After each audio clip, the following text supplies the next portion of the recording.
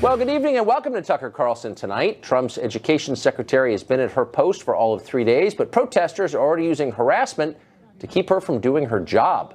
We'll find out what's setting them off. Plus, we'll talk to a professor with a novel idea for fixing poverty in this country: give everyone a government job. But first, last week at NYU, rioters shut down a planned speech by Vice co-founder Gavin McInnes. Now, one student there is saying the speech's organizers ought to be punished for this provocation. In a piece written for Washington Square News, that's NYU's student newspaper, grad student Kouross Esmaeli says the college Republicans ought to be kicked off campus for inviting McInnes to speak there. McInnes's beliefs, he says, quote, are beyond our sense of democratic values and debate, and therefore ought to be suppressed. Kouross Esmaeli joins us tonight from New York. Mr. Esmaeli, thanks a lot for coming on. Thank you, Tucker, for having me. So, because this is kind of the crux of your argument, I want you to be a little more specific for us, if you could. You said that McInnes's point of view is, and I'm quote, beyond our sense of democratic values. What democratic values specifically are you referring to? First of all, Tucker, I want to thank you very much for having me on.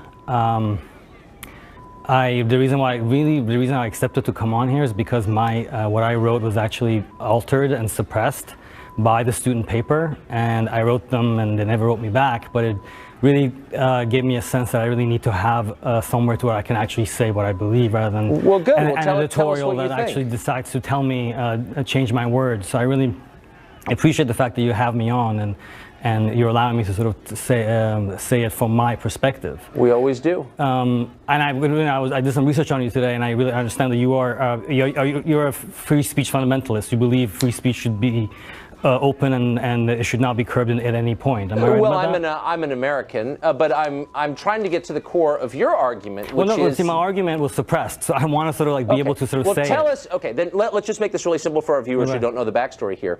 Your op-ed that you wrote for this paper appears to suggest the Republicans at NYU should be sanctioned in some way for daring to have Gavin McInnes on campus, and your justification for that is that his views are so beyond the pale, beyond, as you put it, our democratic values, that we shouldn't be allowed to hear them. See, Tucker, what I really don't want you to do is do what the student paper at NYU did, which is put words in my mouth and change my words. Let me sort of tell my own story. Is that okay? Yes, with haste. So what I'm trying to, one of the sentences that was actually taken out, which made me very angry, was the question: does the university, is it obliged to protect the speech of someone who comes on campus and advocates and recruits for Al-Qaeda? Okay. What do you think about that? I don't know that is at question here. We're talking about Gavin McInnes. It's exactly the question that I want to raise, which was suppressed. So I'm bringing that question. Another question that was altered is the question: should the university protect someone who comes on campus and advocates vigilante violence against police officers who've killed civilians and have not been indicted? Is that protected? Should that be protected on campus? That was, I mean, look. That was suppressed on, by those editors. And I want a place where I can sort of have this conversation. What do you think about this? Should someone who actually advocates killing police officers be allowed to debate on a campus, or no, not even debate, to sort of come on and say what they believe on campus? If you're asking me a question, then let me answer it. Okay, this tell is me. not a question for college administrators to decide. It's been decided by the Supreme Court in a case called Brandenburg versus Ohio, 1969, the last big free speech case. And the upshot of it is that advocating violence is indeed protected speech. And of course, politicians do it all the time. We ought to bomb this country or bomb that country. Advocating violence, that's protected by the First Amendment. What is not protected is inciting violence, imminent violence, destruction, or mayhem. I cannot say, go smash the windows of that liquor store. So here's my point. Anything Gavin McInnes conceivably said or would have said on your campus is protected speech. Now, if you'd taken 10 minutes to Google this, you'd know that. And so there's really not a close call here. What he's doing is protected by the First Amendment to the Constitution. So for you to say that people should be sanctioned, do you think people should recruit for Al-Qaeda on a college campus? Well, of course, I'm completely against Al-Qaeda. Okay, do you think they should be protected by administrators on a campus? I think people ought to be able to express their political views, no matter how repugnant to you or me or anyone else, as long as they, in accordance with the Supreme Court decision from 1969, are not inciting imminent violence. I believe I'm understanding that correctly, and I think that you should. And I think the college administrators should. I do believe understand that. I absolutely do believe that. But I also believe that there are arguments, there are points to be made that are beyond the pale of responsible dialogue. Okay. Right? And I think someone coming and saying we should name one. I just did two, both of which were suppressed, that were not allowed to be discussed in that newspaper, but and which you have not really answered my question either. My stand is this. Okay, we do not live in a society in which any speech should or is guaranteed. Okay, so. And I also believe, I was sitting on a subway on the way here, right? And I was sitting on a subway in New York City, and I invite all your listeners to come to and sit in a subway station in New York City, where you sit with a cross-section of humanity that is amazing. And I was wondering, and you know what quote came to my mind, right? We believe, right, that all men are created equal. This is a founding You're starting to lose me. You're starting to lose me here, Mr. Esmaeli. Let me get to it. We believe that all men are created equal. When someone likens people of color to monkeys, that resonates for some people to be beyond the pale of acceptable American values, right? Because if our country is based on the idea that we're all equal, then you cannot, right, have an argument about whether some people are below human. That to me is not something that really belongs in a debate on a campus. You don't like it, and I don't either, and I think that's an awful sentiment, and I would never defend it. And yet both of us are bound as Americans to defend the right of people to express views that we disagree with, even if we consider them repugnant or wrong. If they are short of inciting imminent violence, we have to say, I disagree with you, here's the counter case, here's why you're wrong, here's why you shouldn't say things like that. But we cannot prevent people from expressing what they believe. That is the essence of our democratic values, the ones you appealed to, and you don't seem to understand that. So you would stand up for someone who actually wants to recruit for an organization that has said they want to hurt the United States. You would stand up for the right of that person to speak on a college campus. College campuses are not American society. College campuses are specific places where people are debating and talking to each other. They're debating, except when they disagree with you, in which case you write them out of the protection by saying they're somehow beyond the pale. Now, I'm asked you clearly, what about Gavin McInnes's positions is so far outside the mainstream that it doesn't fall under the First Amendment? Calling an African American a monkey, that should be on the outside of a sane debate.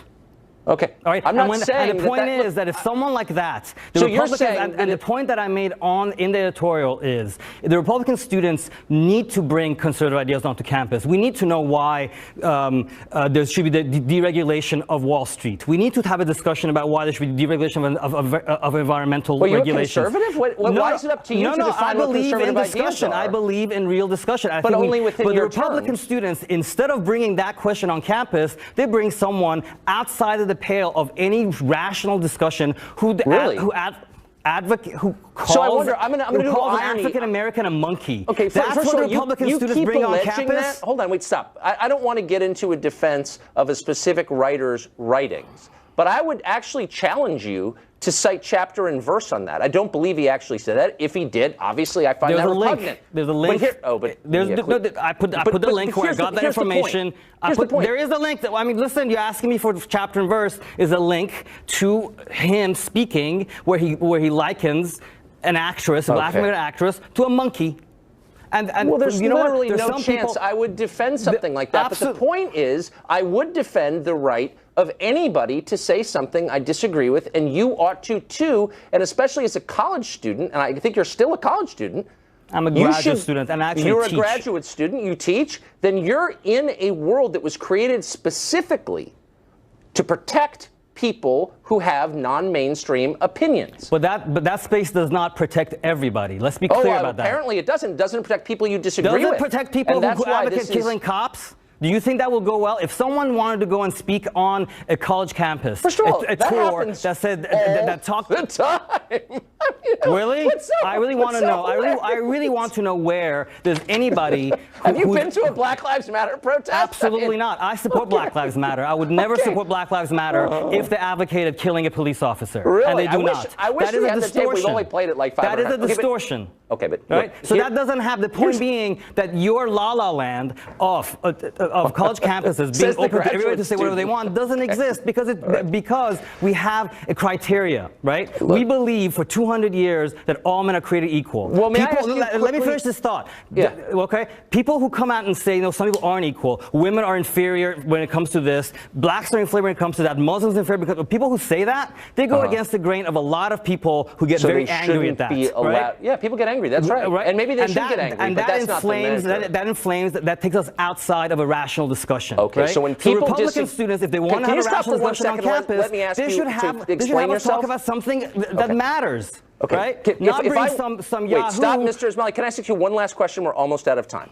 If I want to know what the new rules are, as created by you, the graduate student, what are the rules for, as you said, rational conversation? I don't pretend to create rules. So where can I go on the internet to find out what speech is protected and what speech isn't protected, according to you and your friends at NYU? Is there a website We don't that tells make rules. I don't pretend to make rules. Because you keep citing them. I don't want to be in a position of being administrator of a college. I think it's a very difficult job. That's not what I want to do. Okay, but college administrators, right, are responsible for the safety of their students on campus. Right, and when someone comes and advocates for this idea, the racist ideas, right, it can hurt people, right? Okay, and the example that I used in my op-ed that you bring up is 2 weeks ago, some guy walks into a mosque, kills 6 people, right? After he heard, and this is documented, after he heard the speech of a far-right politician. Right? So words actually have effect, right? So if I were to go to a rally and people said, I'm just pulling this out of thin air,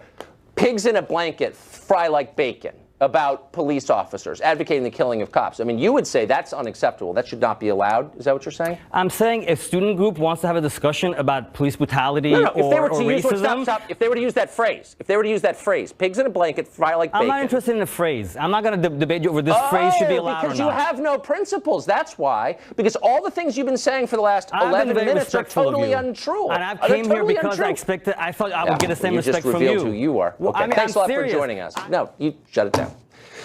Wow. This is Fox News Alert.